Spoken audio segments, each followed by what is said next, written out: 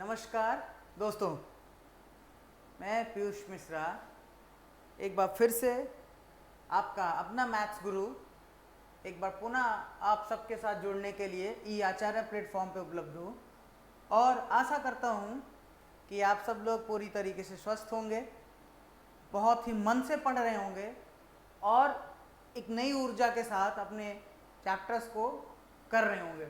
तो आज आपके समक्ष मैं लेकर आया हूँ आपके कक्षा 12 के सबसे महत्वपूर्ण इकाई को। हम जानते हैं एक चीज़, आप यहाँ नोट रखिएगा, आज मैं थोड़ा टाइम आपका लूँगा, लेकिन ये आपके लिए जानना बहुत ज़रूरी है कि ये जो चैप्टर है उस चैप्टर के आपके लिए कितनी इम्पोर्टेंस है। इस बात को समझिए, क्योंकि ये कि अब जो चैप्टर होने जा रही है एक एक चैप्टर करके नहीं है, ये आपकी पूरी एक इकाई है और गणित की एक बिल्कुल अलग शाखा है, एक अलग ब्रांच है जिसको हम आज से पढ़ना शुरू करेंगे। इसे हम 11th क्लास में भी थोड़ा सा पढ़ चुके हैं, परंतु वो 11th की जो 11th में जो पोर्शन था उस पोर्शन से आपको 12th का पोर्शन काफ़ी ब्रॉड भी मिलेगा, यानी काफ़ी विस्तार रूप से है।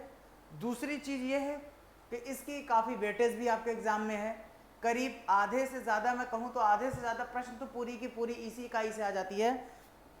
और जी हाँ, इस इकाई का नाम हम लोग कहते हैं कि ये कौन सा पोर्शन कहलाता है मैथ्स का? कैलकुलस। याद रखिएगा, इसको कहते हैं मैथ्स का कैलकुलस पोर्शन। हेलो जी, इसको कहते हैं हम लोग कैलकुलस पोर्शन।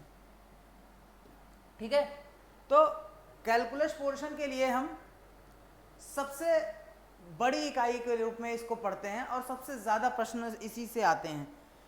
कुछ कम से कम 50% प्रश्न आपके जब बोर्ड का एग्जाम्स होते हैं, कक्षा 12 के बोर्ड का पेपर का 50% से ज़्यादा क्वेश्चन पूरा कैलकुलस लेके जाता है। कैलकुलस केवल एक मात्र कोई चैप्टर नहीं है, कैलकुलस 2-3 आपके इकाइयों का एक पूरा समूह है, जिसमें सबसे पहला जो बेसिक स्टार्टिंग 12th में है वो है आपकी सांतत्य एवं अवकलनीयता, यानी कि कॉन्टिन्यूटी एंड डिफरेंशियबिलिटी के साथ स्टार्टिंग है। अब आपको ध्यान दे, थोड़ा सा मैं आपको फ्लैशबैक में लेके जाने की कोशिश करूंगा। आपने कक्षा 11 में यानी क्लास 11th में आपने पढ़ा था लिमिट और डेरिवेटिव्स। अब थोड़ा सा रिकॉल करेंगे तो आपको याद आ जाएगा कि आपने कक्षा की 11 के मैथ्स में एक चैप्टर पढ़ा था लिमिट्स एंड डेरिवेटिव, यानी वहाँ पे आपने लिमिट्स एंड डेरिवेटिव, सीमा और अवकलनीयता को आपने बहुत अच्छे से पढ़ा था। उसके बाद में लिमिट्स एंड डेरिवेटिव में आपने किया क्या था? आपने जो आपके फलन होते थे यानी जो फंक्शंस होते थे, उन फंक्शनों को आपने क्या किया था? कॉन्टिन्यू दिखाया था और कॉन्टिन्यू के साथ साथ डिफ्रेंशिएट भी किया था। उसी को हम थोड़ा सा यहाँ पे पहले तो बेसिक को थोड़ा सा जो इंट्रो था 11th क्लास का उसको हम थोड़ा सा कंटिन्यू करेंगे। उसके बाद में जैसे जैसे आप आगे बढ़ते जाएंगे आपको इस चैप्टर की खासियत पता चलती चली जाएगी।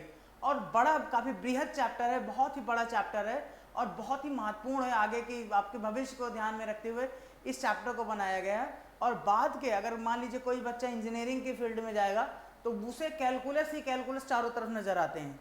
फिर हमारी ज़िंदगी में भी कैलकुलस हर जगह लग रहा है।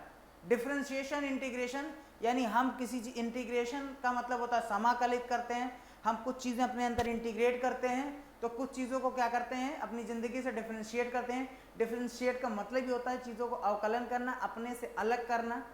तो हर एक का अपना अपना महत्व है और पूरा का पूरा ये चैप्टर जो है आपके जैसे जैसे आगे बढ़ते जाएंगे आपको महत्वपूर्ण चीज़ें पता चलती जाएंगी। बस आप हमारे साथ बने रहिए और देखते रहिए कि इस चैप्टर में क्या क्या होगा। अभी मैं इंट्रोडक्शन से शुरुआत करने की कोशिश में हूँ।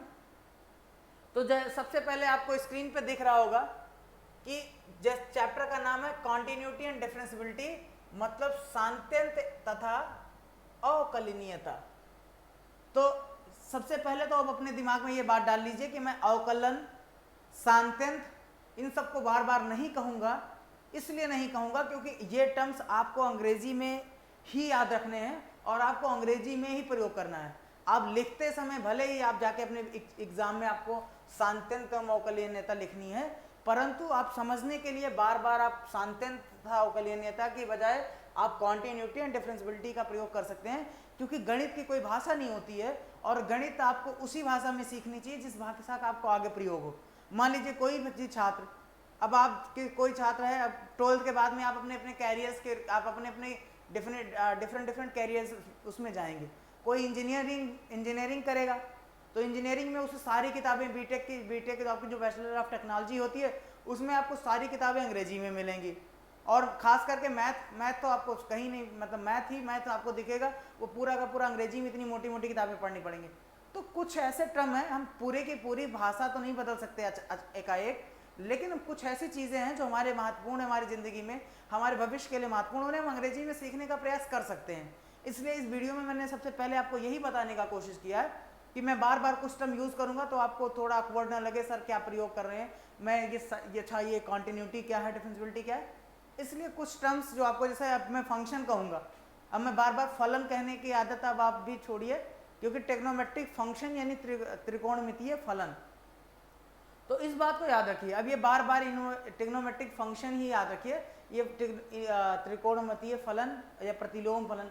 अब जैसे इनवर्स ट्रिग्नोमेट्री में कहूँगा तो इनवर्स ट्रिग्नोमेट्री का टर्म होता है प्रतिलोम त्रिकोणमितीय फलन। अब ये क्या होते हैं, इन्हें आपने अपने चैप्टर नंबर 3 में अच्छे से पढ़ा है, ठीक है। आपका जो माफ कीजिएगा, कक्षा 12 का दूसरा जो आपका चैप्टर है वो यही है, क्या, इनवर्स ट्रिग्नोमेट्री यानी प्रतिलोम त्रिकोणमितीय फलन, महत्वपूर्ण चैप्टर है ये भी। उसको भी हम क्या करेंगे, हम वहाँ पे त्रिकोण में इनवर्स ट्रिग्नोमेट्रिक फंक्शन पढ़े हैं और इस चैप्टर में हम उनका क्या करेंगे, अवकलन करना सीखेंगे, मतलब उनका हम डिफरेंशिएशन सीखेंगे। तो कहीं ना कहीं इस चैप्टर की अपनी एक अलग अहमियत है। और दूसरी बात यह है कि ये चैप्टर एकमात्र केवल एक चैप्टर से ख़त्म नहीं हो जाएगा। जैसे मुझे पता है कि ये आपका चैप्टर नंबर 5 है, अब ये केवल 5 चैप्टर से ख़त्म नहीं हो जाएगा। इसके बाद में जो 6वां चैप्टर है वो आप बिना इसको पढ़े हुए उस पर नहीं सीख सकते, यानी आपको ये पढ़ना पड़ेगा तभी आप 6वें चैप्टर के प्रश्न को कर पाएंगे, अन्यथा आप 6वें चैप्टर के प्रश्न को कर बिल्कुल नहीं पाएंगे।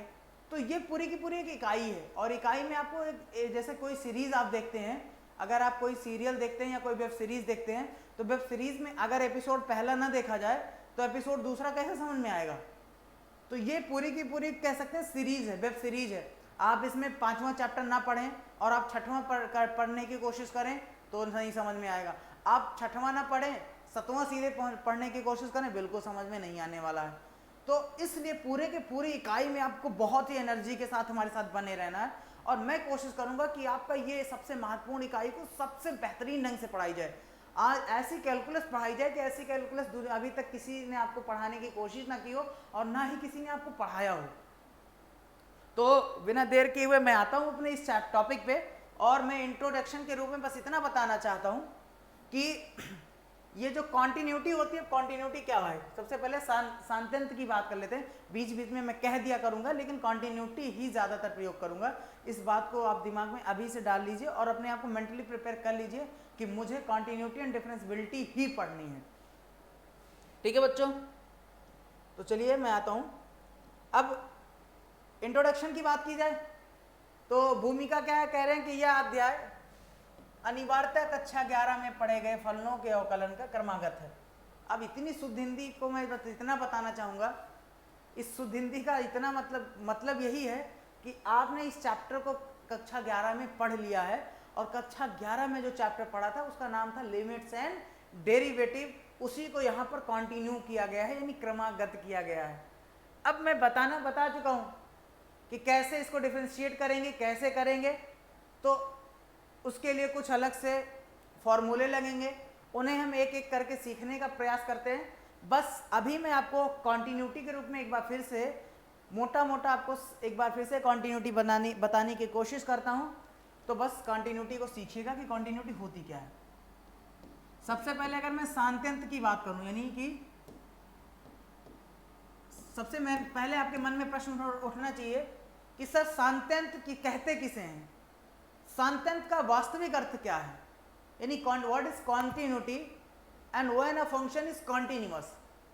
सांत्यंत क्या है और एक फलन को सांत्यंत का कब कह सकते हैं। तो समझिएगा, मान लीजिए एक फलन है f(x), मैं बहुत ही एक फंक्शन एफ एक्स, और एफ एक्स आपका क्या है, कोई भी फंक्शन ले लेते हैं। आप जानते हैं, आपने पिछली कक्षाओं में भी और पिछले चैप्टरों में भी पढ़ा था कि कई तरीके से फंक्शन होते हैं। जैसे यहीं पर आप देख लीजिए, एक्सपोनेंशियल फंक्शन होता है, लॉगरिथमिक फंक्शन होता है। इनके अलावा आप ट्रिग्नोमेट्रिक फंक्शन पढ़ ही रहे हैं, अलजेब्रिक फंक्शन पढ़ ही चुके हैं। तो कई सारे अलग अलग फंक्शन होते हैं, और ये सारे के सारे फंक्शन जो हैं, आपको कुछ फंक्शन कॉन्टिन्यूस होते हैं तो कुछ नहीं होते। जैसे आपने कक्षा 11 में आपने रिलेशन एंड फंक्शन नाम का एक चैप्टर पढ़ा था, यानी संबंध और फलन 11 में। तो आपको कई तरीके से फलन बताए गए थे, कई तरीके के फंक्शन बताए गए थे। कई फंक्शनों में मुझे जो बेसिक, जो महत्वपूर्ण फंक्शन थे, उसमें से एक फंक्शन होता था जिसे हम लोग क्या कहते थे, मॉडुलस फंक्शन कहते थे। मॉडुलस फंक्शन एक होता था आपका पॉलिनोमियल फंक्शन। इनको याद रखिएगा, ये सब आप अंग्रेजी में ही याद रखिए। मॉडुलस फंक्शन, पॉलिनोमियल फंक्शन, आपने पढ़ा था greatest integer function, greatest integer function आपने चौथा पढ़ा था, ठीक है। अब पॉलिनोमियल के आपने क्या कहते थे, पॉलिनोमियल के भी टाइप्स पढ़े थे। पॉलिनोमियल फंक्शन का चौथा फंक्शन तो आपका वही था, आपका चौथा फंक्शन जो होता है वो ग्रेटेस्ट इंटीजर के बाद में चौथा फंक्शन जो होता है वो होता है आपका ट्रिग्नोमेट्रिक फंक्शन, ठीक है, ट्रिग्नोमेट्रिक फंक्शन। अब आपके पॉलिनोमियल के अलग अलग फंक्शन पढ़े थे। पॉलिनोमियल में क्यूबिक फंक्शन होता है, क्वाड्रेटिक होता है, कई सारे अलग अलग फंक्शन होते हैं। तो पॉलिनोमियल के भी टाइप्स अलग अलग होते हैं। मतलब ये बेसिक इतने फंक्शन थे हमारे पास। इन सारे फंक्शनों का हम ग्राफ बनाते थे। अगर आपको याद आए तो मैं आपको इतना बस बताने की कोशिश करूंगा कि जैसे आप क्या कहते थे, एक आपका पॉलिनोमियल फंक्शन होता था क्वाड्रेटिक इक्वेशन, यानी द्विघातीय समीकरण होता था कि आपको कोई फंक्शन दे दिया जाता था f(x) बराबर एक्स स्क्वायर, और जब आप f(x) बराबर एक्स स्क्वायर का आप ग्राफ ड्रा करते थे तो आपने देखा होगा, आपको याद आए या ना याद आए, मैं एक बार फिर से आपको याद दिलाने का प्रयास करता हूं कि जब आप f(x) = एक्स स्क्वायर का ग्राफ बनाने की कोशिश करते थे तो आपको कुछ यू शेप का ग्राफ ऐसे मिलता था, पैराबोला जिसे कहते हैं हम लोग। इस शेप को क्या कहते हैं, पैराबोला। तो आपको एक पैराबोलिक शेप का एक आपको ग्राफ मिलता था, चाहे वो ऊपर हो, एक ऊपर के कंडीशन में हमेशा इसी तरीके का ग्राफ नजर आता था। इसी तरीके से जब आप त्रिघातीय समीकरण यानी f(x³ का ग्राफ ड्रा करते थे तो आप कुछ इस तरीके से ग्राफ ड्रा करते थे। तो ये सारे ग्राफों का क्या महत्व है यहाँ पे, ये समझाने का प्रयास करूंगा। बस मैं आपको इतना अगर बता दूं कि अगर सांत्यंत फलनों, किसी फलन का सांत्यंत कब कह सकते हैं, आप उसे किसी ग्राफ से के माध्यम से भी समझ सकते हैं। किसी ग्राफ के माध्यम से मैं बहुत मोटा बता दूं तो अगर किसी ग्राफ को मैं ड्रा करने जा रहा हूं, मान लीजिए मैं एक फंक्शन है, अब आपको याद आना चाहिए, सारे ग्राफ को तो नहीं कह सकता बट आप थोड़ा सा दिमाग में डालेंगे कि अब आप अपने दिमाग में डालने की कोशिश करिए कि जब हम साइन फंक्शन, ठीक है, यानी कि अगर साइन फंक्शन का ग्राफ ड्रा करते थे तो कैसे ड्रा करते थे, आप अपने दिमाग में इस बात को लाइए कि अगर मान लीजिए मैं आपसे कहूं कि आपको साइन थीटा का ग्राफ बनाना है, आपको f(x) बराबर साइन थीटा दे दिया गया है और आपको ग्राफ निरूपित करना है, तो कैसे करेंगे।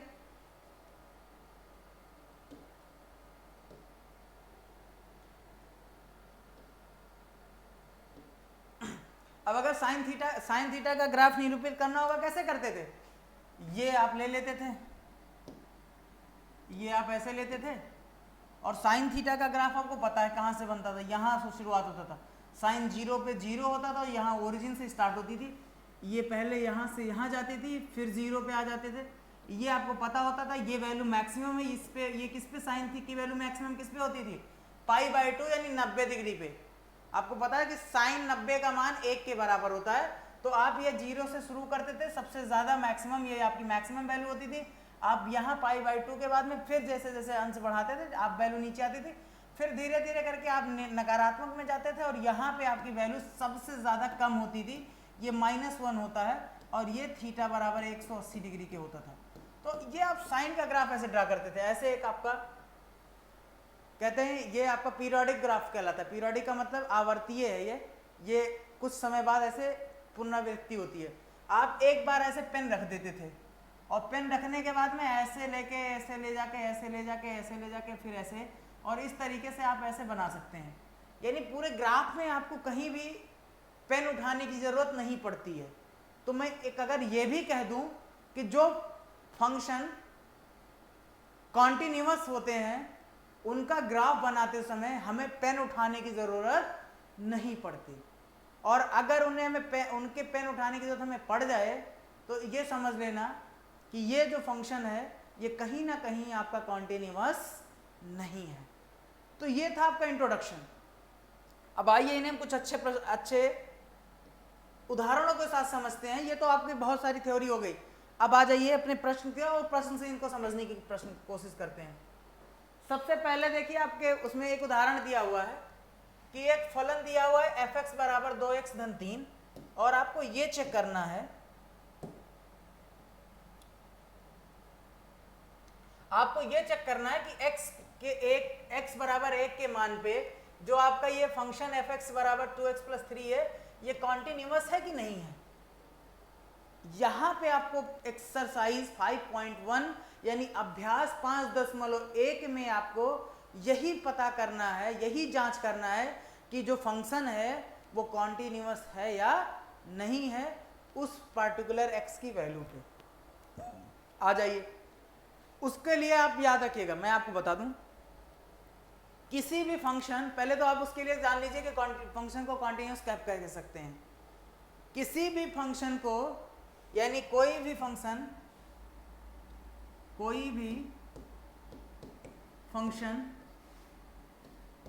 f(x) कॉन्टिन्यूअस तब होगा, कॉन्टिन्यूअस की शर्तें क्या होंगी, कॉन्टिन्यूअस की शर्तें क्या हैं, कॉन्टिन्यूअस तब होगा जब फंक्शन की लेफ्ट हैंड लिमिट, इसमें ध्यान रखिएगा कि एक फंक्शन होगा तो जैसे आपको एक फंक्शन में आपको क्या होता है कि ये मान लीजिए नंबर लाइन होती है, नंबर लाइन पे ये क्या होता है 0 होता है, और नंबर लाइन के जैसे ही आप दाएं हाथ पे जाते हैं आपको धनात्मक संख्याएं मिलती हैं, और नंबर लाइन के बाएं हाथ पे जाते हैं आपको ऋणात्मक संख्याएं मिलती हैं। इसी तरीके से एक फंक्शन के x के मान पे इस फलन की बाएं पक्ष की सीमा निकालनी है, इस फलन के दाएं पक्ष की सीमा निकालनी है, ठीक है, बाएं पक्ष की भी सीमा निकालनी है, दाएं पक्ष की भी सीमा निकालनी है, और फलन के x के f(x) के मान, f के x = c जो भी लेते हैं आप उस पे भी मान निकालना है, और यदि तीनों मान आपस में बराबर आ जाते हैं तो फलन f(x) को आप कॉन्टिन्यूअस कह सकते हैं, यानी then the function will be continuous on the x = c। ठीक है, तो सबसे पहले समझिएगा कि इसका मतलब मैंने क्या बताया। मैंने कहा कि कोई फलन जब उसकी x बराबर c पे बाएं पक्ष की सीमा, यानी बाएं पक्ष की सीमा, बाएं पक्ष की सीमा, दाएं पक्ष की सीमा, बाएं पक्ष की सीमा, दाएं पक्ष की सीमा, और फलन का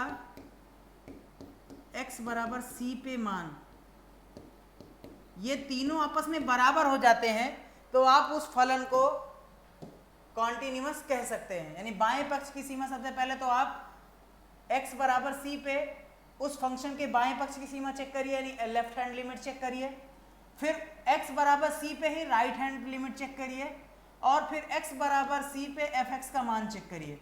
अगर ये तीनों चीज़ें बराबर आ जाती हैं तो फलन को कॉन्टिन्यूअस होने से कोई रोक नहीं सकता, और यही शर्तें होती हैं। तो सबसे पहले मैं क्या कह रहा हूँ, x का इक्वल टू कितना है 1।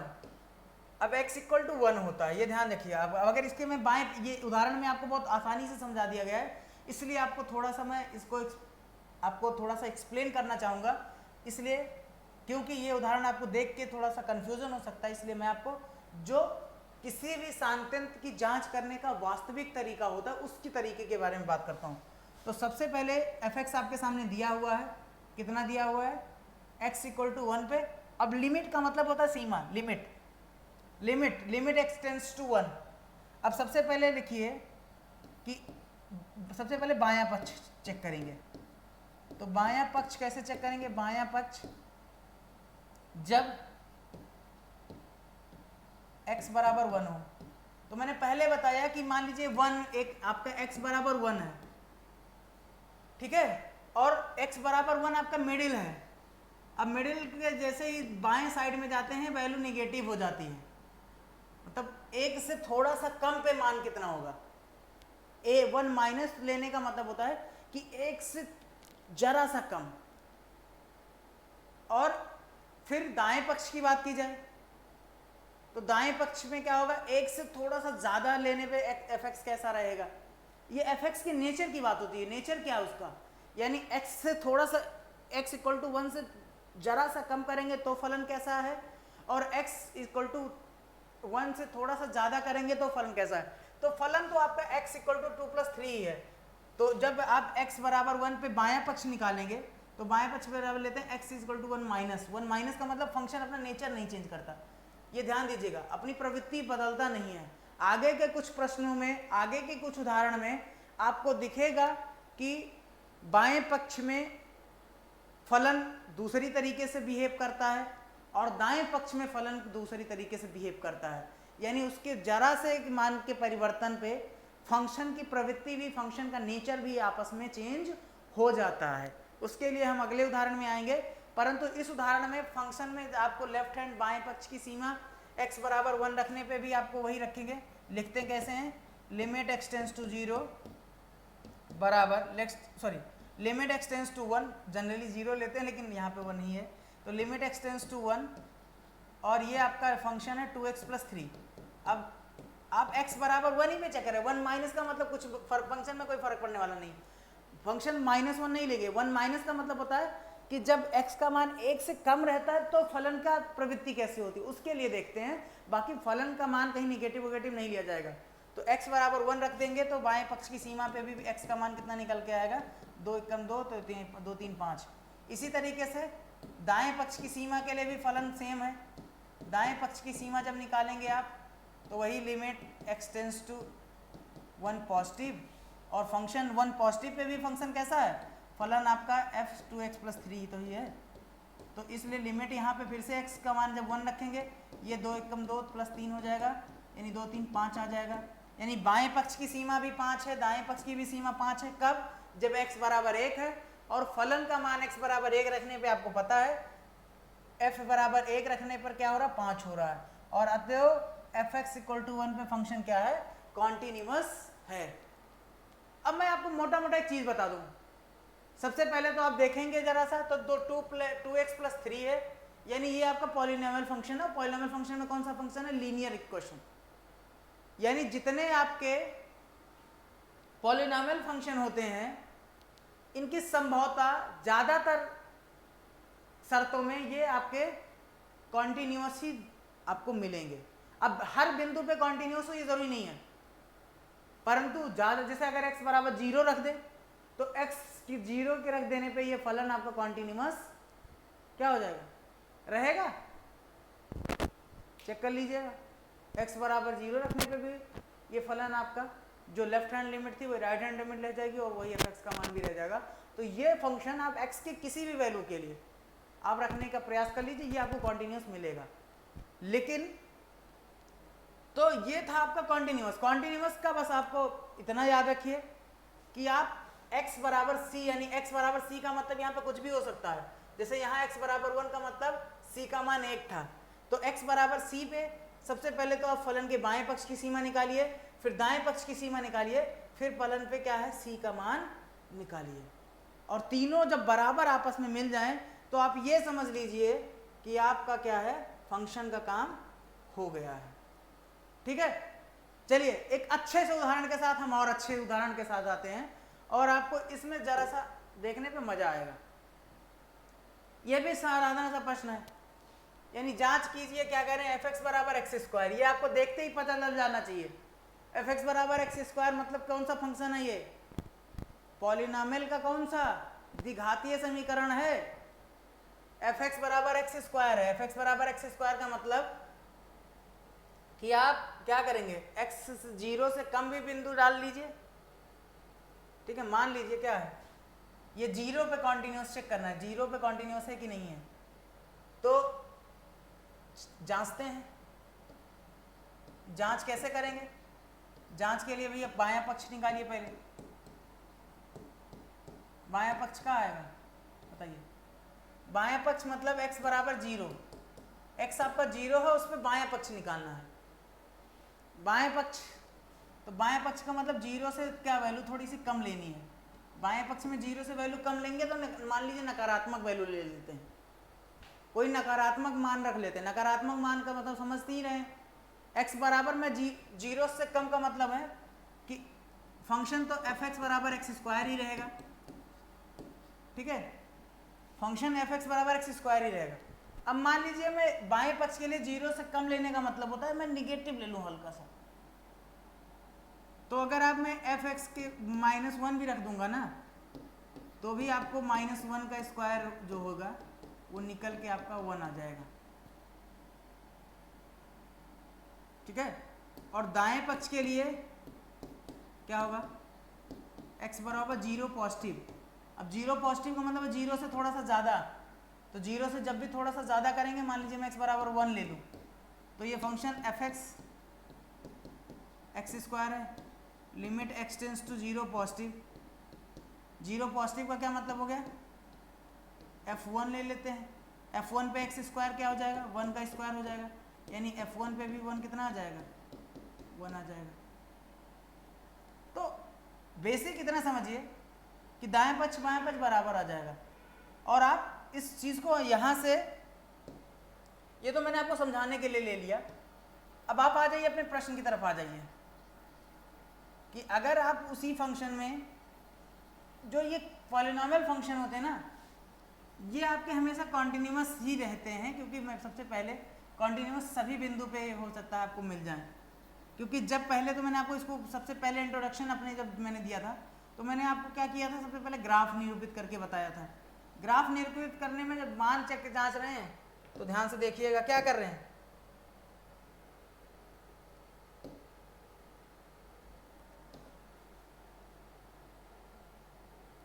तो फिर जो अब कॉन्सेप्ट तो आपको सारे समझ में मैं लगभग आ ही गए होंगे, ठीक है। तो ये फंक्शन जो था आपका, इस फंक्शन में क्या था, एफ एक्स बराबर एक्स स्क्वायर था।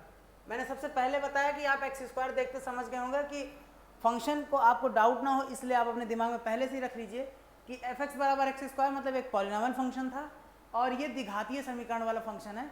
इसलिए हमने सर ने बताया था कि ग्राफ इसका कुछ इस तरीके से बनने वाला है, और ग्राफ ये इससे बन रहा है, तो ये मतलब जनरली ये संतत होना चाहिए, कॉन्टिन्यूस होना चाहिए।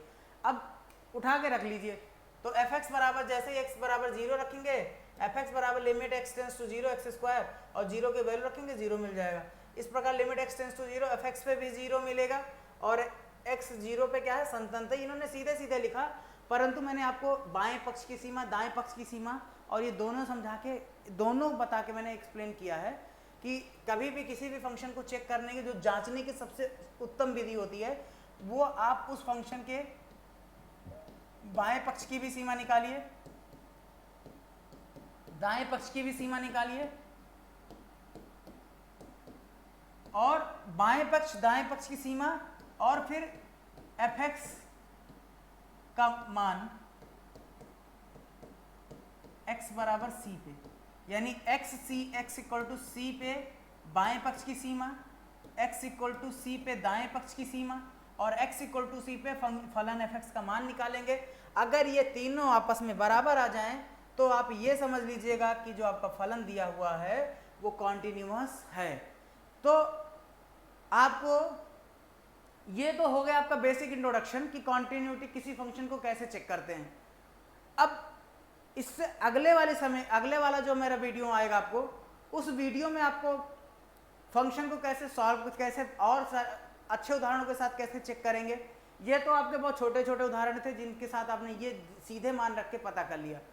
आपको अगले प्रश्न, अगली श्रृंखला में जब आपको अगली कड़ी वीडियो की दिखेगी तो उसमें आपको अच्छे प्रश्न के साथ किस तरीके से जाना है और कैसे चेक करते हैं ये याद रखिएगा। और साथ ही साथ मैं जाते जाते इतना बता दूंगा आपको कि इससे कॉन्टिन्यूटी से एक प्रश्न बोर्ड परीक्षाओं में हमेशा 4 नंबर का आ जाता है। इसलिए ये 4 नंबर आप अपने दिमाग में रखे चलिएगा कि हमें 4 नंबर यहाँ से चुटकी बजाते हुए लेना है, इस बात को ध्यान रखिएगा। तो दोस्तों अब हम क्या करते हैं, एक उदाहरण के साथ मैं आपको इस वीडियो को आगे बढ़ाऊंगा। और मैंने पिछले अपने वीडियो में थोड़ा सा आपको मैंने बताया था कि जब भी किसी शांतंत्र को जांच करते हैं तो शांतंत्र के आपके दो पक्ष होते हैं, एक दाएं पक्ष की सीमा होती है, एक बाएं पक्ष की सीमा होती है।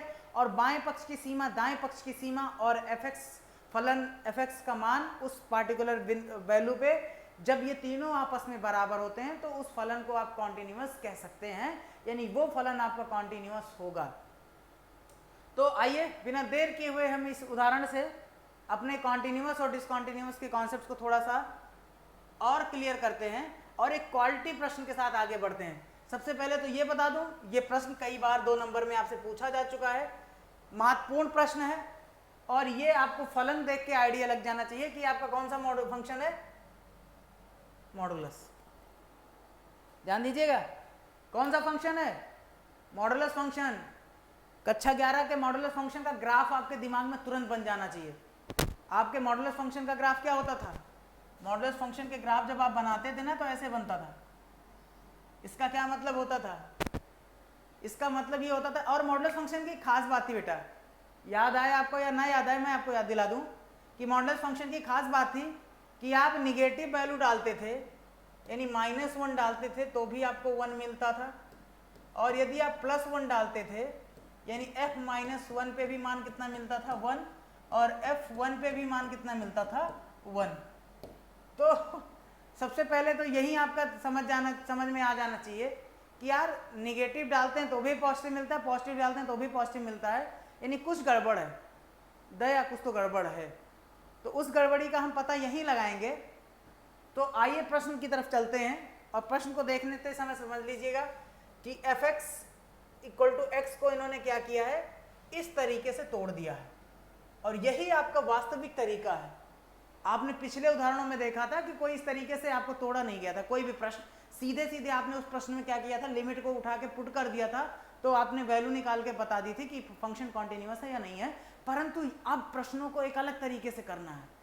इस प्रश्न को देखने के बाद में अब आपको यह पता लग जाना चाहिए तुरंत कि इस प्रश्न में आपका क्या है, बायां पक्ष भी है, दायां पक्ष भी है और आपका fx भी निकलेगा। अब मैंने बताया था बायां पक्ष दायां पक्ष होता क्या है। अगर आपको ये थोड़ा सा क्लियर ना हो बायां पक्ष दायां पक्ष क्या होता है, तो एक बार मैं पुनः आप सबको बता दूं कि बायां पक्ष और दायां पक्ष क्या होता है। बायां पक्ष मान लीजिए मैंने पहले बताया था कि ये एक लाइन मान लीजिए, ये मान लीजिए 0 है। 0 के जैसे ही हम थोड़ा लेफ्ट जाएंगे आपको क्या मिलेगा, नेगेटिव मिलेगा। 0 के राइट साइड में जाएंगे क्या मिलेगा, पॉजिटिव मिलेगा। यानी बाएं पक्ष में क्या होगा, जब x = 0 आपका एक सीमा है और यदि x का मान 0 से कम हो जाए, यदि x का मान क्या हो जाए, 0 से कम हो जाए, तो fx बराबर कितना मिलता है, -x। ध्यान दीजिएगा, x बराबर तब कितना मिलता है, -x। और यदि x क्या हो जाए, 0 से ज़्यादा हो जाता है या 0 के बराबर हो जाता है, तो fx पे आपको क्या मिलता है, धनात्मक x। और यदि x 0 से कम हो जाता है तो आपको मिलता है ऋणात्मक x। यानी आपका जो फंक्शन है वो नेचर चेंज कर रहा है। ठीक है, नेचर चेंज करने का मतलब ये है कि जब आप लेफ्ट हैंड लिमिट की साइड जाते हैं तो वो नेगेटिव फंक्शन की तरह आउटपुट देता है, और यदि आप राइट हैंड साइड में जाते हैं तो वो जो आउटपुट आपको मिलता है वो पॉजिटिव मिलता है। तो निगेटिव और पॉजिटिव आउटपुट का कॉन्सेप्ट समझिएगा, बस इतना सा। ठीक है, तो हम आगे बढ़ते हैं इस प्रश्न को लेके। और सबसे पहले हम क्या करेंगे बाएं पक्ष की सीमा की तरफ जाएंगे। तो इन्होंने क्या किया, बिंदु x बराबर 0 पर f की बाएं पक्ष की सीमा इन्होंने निकाल ली है। और कैसे निकाली है देख लीजिए। लिमिट fx और limit x tends to 0 negative, वही वाली बात आ गई, मेरी वाली बात आ गई। 0 निगेटिव का मतलब 0 से जब मान कम हो जाए, तो जब 0 से मान x का कम हो जाता है तो फंक्शन किस तरीके से बन जाता है, फिर वो फंक्शन fx माइनस एक्स बराबर fx equal to minus x हो जाता है। और जब माइनस एक्स होगा और लिमिट x टेंस टू 0 हो, तो जब पुट कर देंगे तो 0 ही रहेगा। ये बात आपको समझ में आ रही होगी, ठीक है। अब मैंने आपको एक चीज़ और भी बता दी थी कि कोई फंक्शन जरूरी नहीं कि एक बिंदु पे कॉन्टिन्यूअस है तो दूसरे बिंदु पे भी कॉन्टिन्यूअस हो, और कोई फंक्शन ज़रूरी नहीं कि वो अगर एक बिंदु पे डिसकॉन्टिन्यूअस है तो दूसरे पे भी डिसकॉन्टिन्यूअस हो। इस बात को भी ध्यान में रखिएगा। यही मॉडुलस फंक्शन हो सकता है किसी बिंदु के लिए आपको कॉन्टिन्यूअस मिले, तो हो सकता है किसी बिंदु के लिए आपको डिसकॉन्टिन्यूअस मिले, यानी किसी के लिए सांतंत रह जाए तो किसी के लिए हो सकता है सांतंत ना रहे। तो इसको देखने के लिए सबसे पहला काम हमने ये किया है। अब अगले उसमें हम देखते हैं कि ये तो हमारे बाएं पक्ष की सीमा में निकाल ली।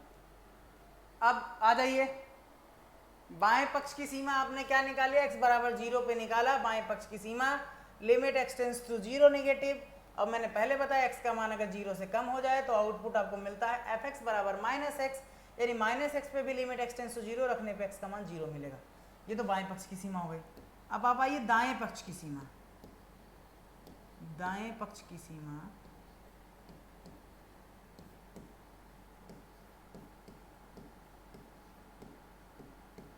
x बराबर 0 पॉजिटिव पे।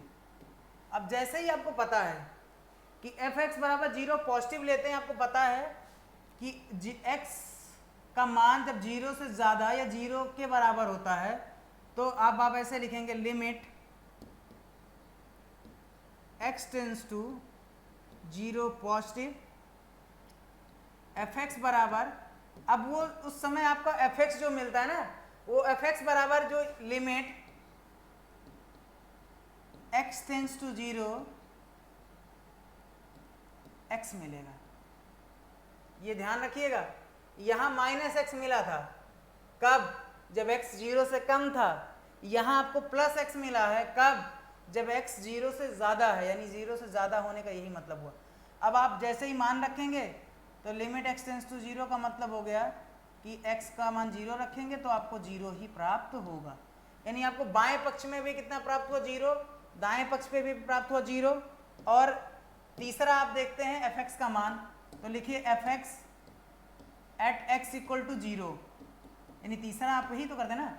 किसी भी फलन की सांतता कॉन्टिन्यूटी कैसे चेक करते हैं, लेफ्ट हैंड लिमिट, यानी ये आपका था LHL, ये आपका है RHL, और ये आपका है fx at x equal to 0। इन तीनों को जब बराबर कर लेते हैं तभी आपका फंक्शन कॉन्टिन्यूस होता है। चेक कर लीजिए भैया, क्या होगा बाबू, एट x इक्वल टू 0। अब आपको पता है fx इक्वल टू 0 पे भी fx बराबर कितना रहता है, x। लिखेंगे limit x tends to 0 fx बराबर कितना होगा, x, और x जब 0, लिमिट x टेंस टू 0 रखेंगे तो x का मान 0 हो जाएगा, तो 0 पे 0 रखेंगे, यानी लिमिट x टेंस टू 0 0, तो आपको मान कितना प्राप्त होगा, 0। अब वही वाली बात हो गई कि सांतंत क्या है, बायां पक्ष यानी LHL, RHL और LHL, RHL और fx, ये तीनों बराबर हैं कब, जब x बराबर हमने 0 लिया, यानी एट x इक्वल टू 0 पे जो ये आपका फंक्शन था ग्रेड। छठा प्रश्नावली आपकी 5.1 है और उसका मैंने छठवां प्रश्न उठाया है। अब आप सोच रहे होंगे कि सर ने सीधा छठवां प्रश्न क्यों उठा लिया, तो छठवां प्रश्न उठाने का मेरा मकसद यही है कि उससे पहले के जितने भी प्रश्न हैं आप उसको साधारण तौर पे आप उसे आसानी से हल कर सकते हैं, इसलिए आपको किसी भी तरीके की समस्या इससे पिछले वाले प्रश्नों पे नहीं होगी। इस प्रश्न में क्या है कि एक फलन दिया हुआ है, वो कुछ इस तरीके से है एफ एक्स बराबर आपका दिया हुआ है 2x प्लस 3, कब? यदि क्या है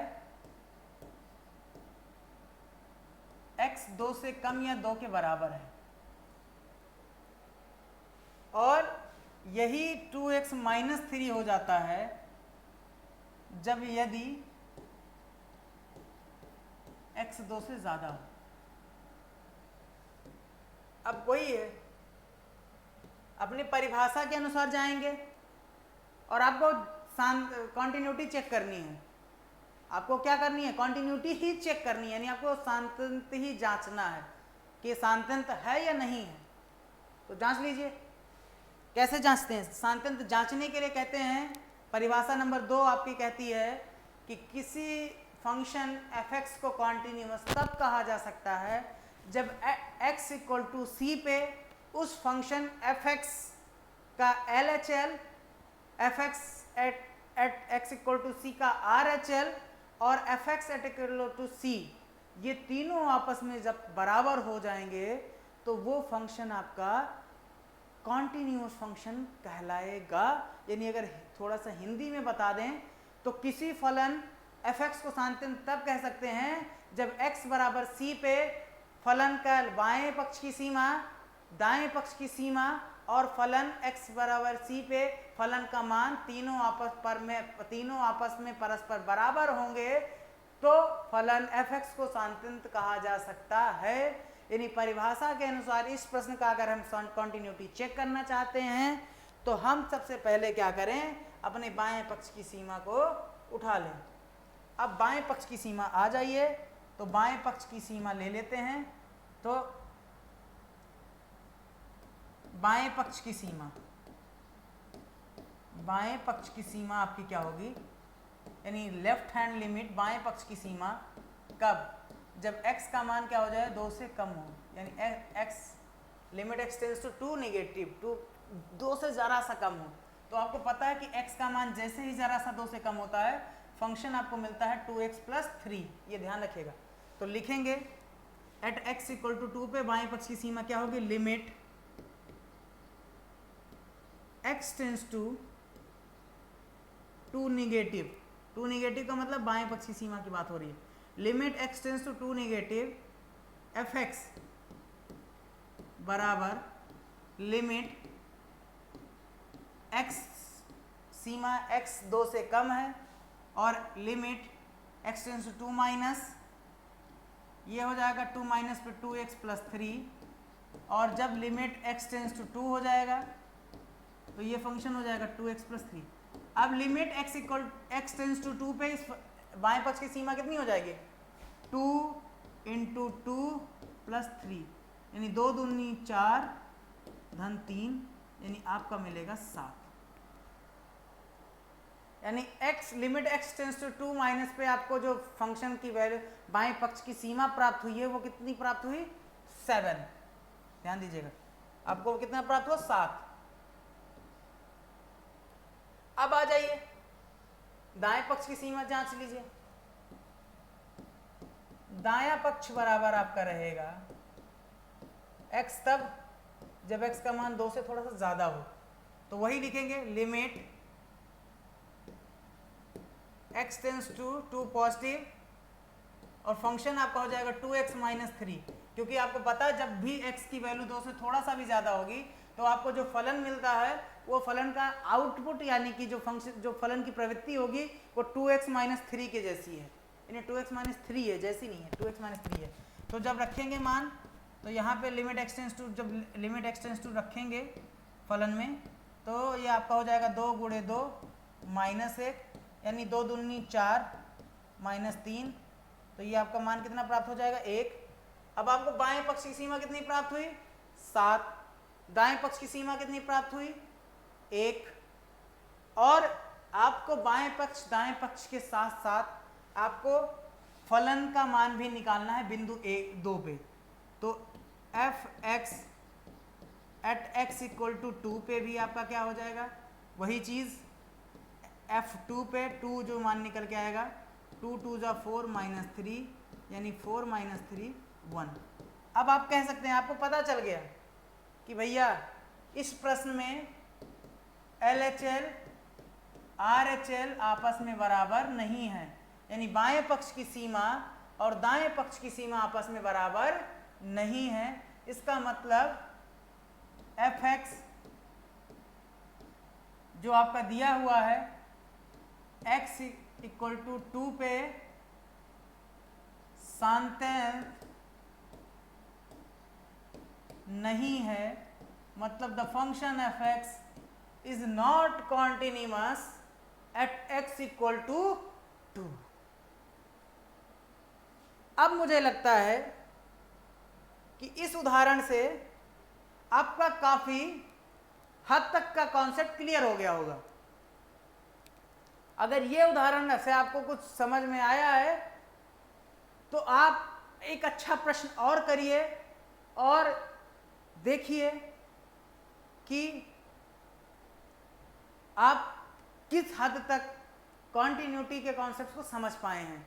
और बहुत ही अच्छा आपका ये एक्सरसाइज 5.1 बहुत इजी प्रश्न, सारे प्रश्न बहुत ही आसान हैं, बहुत ही तार्किक हैं। और सबसे अच्छी बात ये बेटा कि जितने भी प्रश्न हैं इन सारे प्रश्नों का अपना एक अलग महत्व है और सारे प्रश्न कहीं ना कहीं आपके पिछली बोर्ड कक्षाओं में पूछे जा चुके हैं। यानी आपकी बोर्ड परीक्षाओं में जितने भी प्रश्न NCERT के आपको प्रश्नावली अब 5.1 में दिया हुआ है वो सारा का सारा आपके बोर्ड परीक्षाओं में पूछा जा चुका है। आजकल थोड़ा सा नया पैटर्न से प्रश्न आता है, लेकिन एक प्रश्न जरूर आता है सांतन से 4 नंबर का। तो मुझे लगता है कि आपको सांतन पूरी तरीके से समझ में आ गया होगा। अगर आपको किसी भी तरीके की कोई समस्या है तो आप अपने समस्याओं को, अपने सुझावों को आप हमें ई-आचार्य प्लेटफॉर्म की साइट पे मेल भी कर सकते हैं, हमारे फ़ोन नंबर से कांटेक्ट भी कर सकते हैं। हमारे एक्सपर्ट्स आपके साथ हमेशा मौजूद रहेंगे जो आपके प्रश्नों को हल करेंगे। तब तक आप बने रहिए हमारे प्लेटफॉर्म ई-आचार्य पे, सीखते रहिए, पढ़ते रहिए, अपने दोस्तों को भी सिखाते रहिए और साथ ही साथ आप सुरक्षित रहिए, अपने घरों में लॉकडाउन का पालन करते हुए घरों में बने रहिए। और हम अपनी गणित की सीखने की गति को रुकने नहीं देंगे। अपने वीडियो में मैं फिर लेके आऊँगा आपको डिफरेंशियबिलिटी के साथ और आपको सिखाऊंगा डिफरेंशियबिलिटी के अच्छे तरीके और डिफरेंशियबिलिटी के अच्छे प्रश्नों के साथ। एक बार फिर से मैं आपका मैथ गुरु इसी ई-आचार्य प्लेटफॉर्म पे दोबारा मिलूंगा। तब तक के लिए मैं आपसे विदा चाहूँगा। धन्यवाद दोस्तों।